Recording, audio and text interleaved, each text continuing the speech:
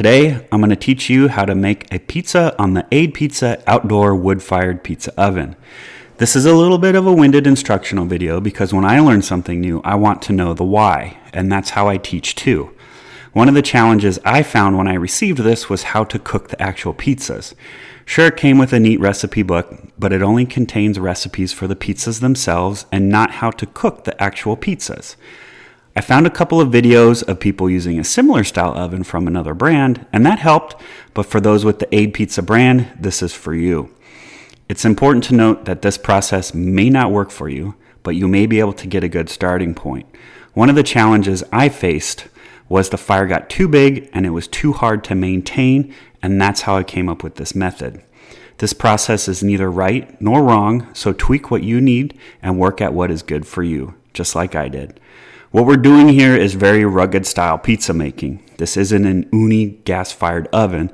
This is a Weber kettle grill of pizza makers. Whereas the Uni gas-fired ones are like a Traeger self-fed pellet smoker. Both are great, and there's an audience for both. I'm not a backyard chef. I just want to make some tasty pizzas. So let's get started.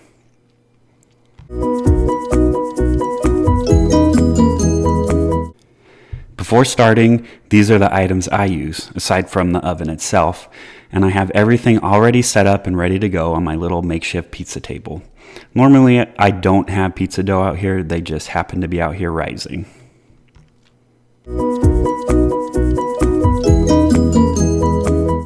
First, the wood pellets, and this is the brand I currently have, and they were purchased on Amazon.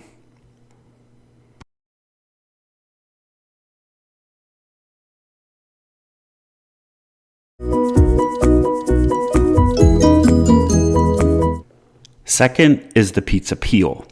This is what you'll use to take the pizza in and out of the oven. A wood one using semolina might be better for you, but this is what I have. It's nice and compact because it folds down, allowing for easier storage.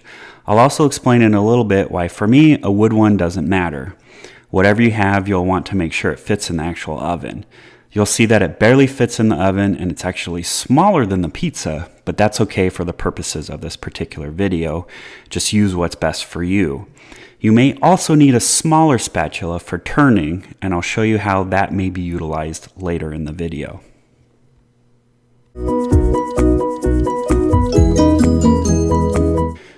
Third is a temperature gun.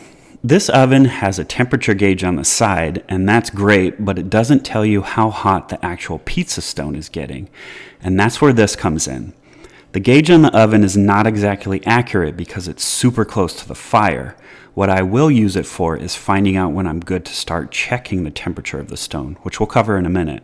There's also this little firebox on the top, which I always leave in place.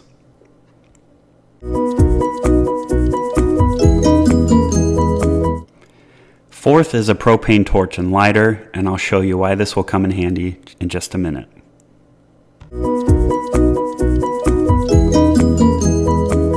Fifth is a pizza screen. Make sure it'll fit in your actual oven though. Oh, but you're supposed to put the pizza directly onto the stone. Yes, I know, but this process is what helps me not get pissed that the pizza turned into a calzone as I slid it onto the stone and the entire outside burnt and the inside is cold and my stone is ruined. You'll still get a crispy crust with this, so just hang tight.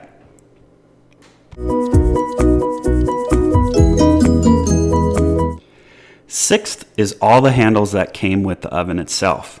You don't want to be handling all the moving parts of this when it gets to be 900 degrees in there. You'll also want to be conscious of the surface you're working on. As you can see, I forgot part of the table was made of plastic.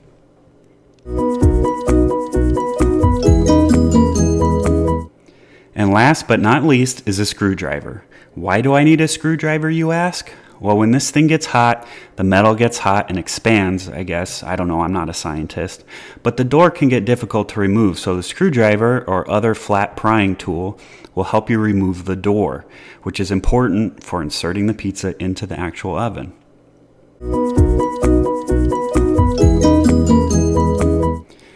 Before we get to cooking, it's important you have a good pizza as well.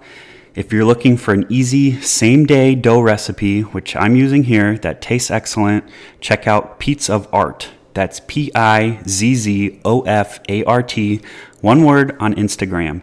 He'll hook you up. It's a great dough for pizza ovens and the oven itself. If you also want a delicious sauce, check out the Backyard Palate. That's THEBKYDPALATE on Instagram as well. He has an easy, delicious sauce that's sure to elevate any pizza game. And of course, top your pizza however you like. There's no judgment here, but I will suggest you keep this in mind. Keep it light. Too many toppings and the pie won't turn out the way this style is intended to be, which is light and crunchy style. But again, you do you. Pizza should be enjoyed the way you like. I'll give you some hints later on when to actually make your pizza. Now the part you've all been waiting for, the reason why you're here, the actual pizza oven.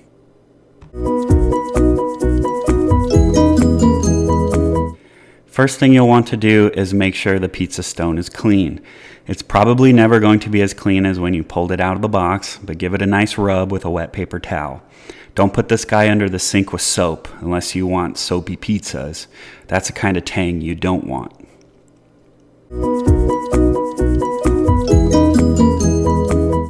Second, let's load up the hopper.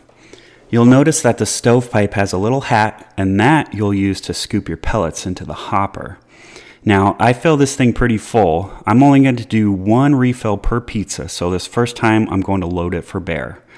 You can sit here and try to start these things with the butane torch, but it can take forever. You also don't want to use lighter fluid because you'll get a funky tasting pizza. What I use to get them started are these natural fire starters, and the brand I have is Royal Oak Tumbleweeds, and I got these at Target. Now bury it right here in the center and start it with your lighter. You can let it sit out for a minute while the pellets get started, but then you're going to want to shove it back into the back of the oven, but not all the way. Give that fire some oxygen to burn. It's important to note that you need to leave the front door on. This will help trap the heat and heat up the pizza stone, which is what you're looking for. You'll notice the fire is starting to lick out the back here, so move the hopper a little bit further in, but again, not all the way in. You'll never want to push this in all the way, and I'll tell you why. When I first started smoking meats, I had a little 50-year-old Weber kettle, and this thing was always too hot, and I later found out it was because the cleaning blades on the bottom were bent and were letting in too much air. Fast forward to when I had this thing, and I tried applying what I learned from the Weber, but it wasn't getting hot enough, and that was because I was choking off the air. So what I had to do was kind of reverse that principle and give it more air without sacrificing heat, so that's where I figured out not to shove this hopper all the way in. Once the fire is really going, it's going to start crawling along the roof here and exiting out through the pipe. This is good. That's what gets the stone really hot. Theory would have you place the pizza in at this point, but I can tell you, for me, that's bad news. Yes, your pizza will cook in about 3 minutes, but the flames are so hot that it burns the top and edges so fast that the inside of the dough doesn't have time to cook, so you end up with a crispy outside and a gooey center. Not good. That's how this oven is supposed to work, but the problem is that the fire doesn't last that long and it takes forever to get it going again. I think because the hopper isn't big enough, but this isn't a review of the oven.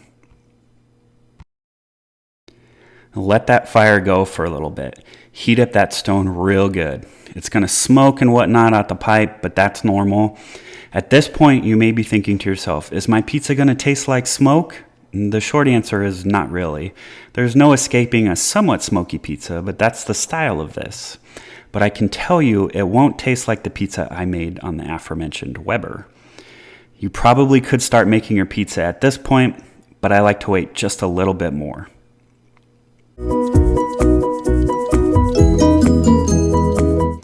Third step, let's check the heat on the pizza stone. Pop the front off the oven, and you may need to use your screwdriver here. I would say the stone should be anywhere from 550 to 600 degrees.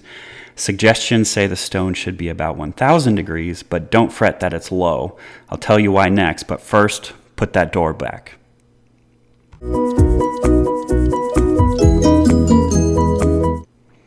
Step 4, add more fuel. So put some more pellets in the hopper.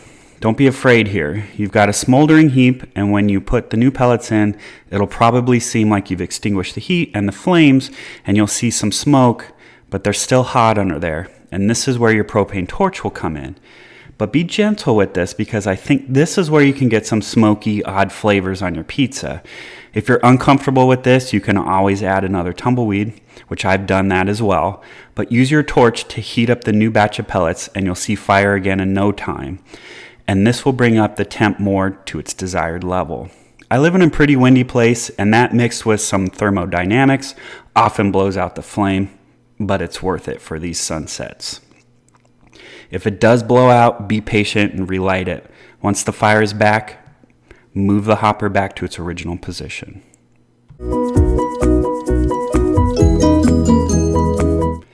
Now it's pizza making time.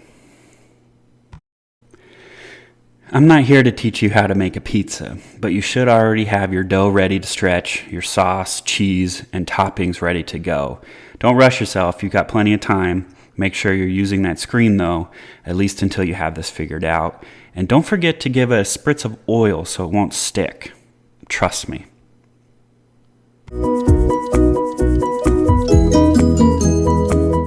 Step 5, let's cook that pizza. I want to make sure at this point the fire has gone down, and then I'm going to remove or pry off the front door here. Now I'm going to launch that pizza once more into the breech. Even though the fire is down, I still want to keep the pizza as close to the front door as I can because it can still burn. I do put the door back on because it's going to keep the heat and help with a more even cook. This is where your own taste and experience will come into play. There's no set time on how long it will take the pizza to cook, so keep your eye on it. One thing to note, and this is very important, keep spinning the pizza. If you leave it in place too long, you can still get that burnt crust. This is where your smaller spatula may come into play, but I usually just use the peel. Once you feel you've arrived at your desired doneness, remove the pizza from the oven and place it on a heat-safe surface. My particular setup here requires I place it underneath the oven. I'm going to separate the pizza from the screen, and this is where that oil on the screen is going to come in handy. If you don't do that, you have the possibility of the dough sticking to the screen, and if that happens, you're going to have a very bad day. Now put that pizza back in the oven for just a minute or two, and this will give it a nice crisp undercarriage without burning it. Once it's done, make sure you remove the pizza, and then you can slice it up and enjoy. If you're making more pizzas, at this point I would add more pellets and repeat steps 4 and 5. And that's how I use the Aidpiza wood-fired pizza oven. Hopefully this video helps. Thanks for watching, and let me know your tips down below.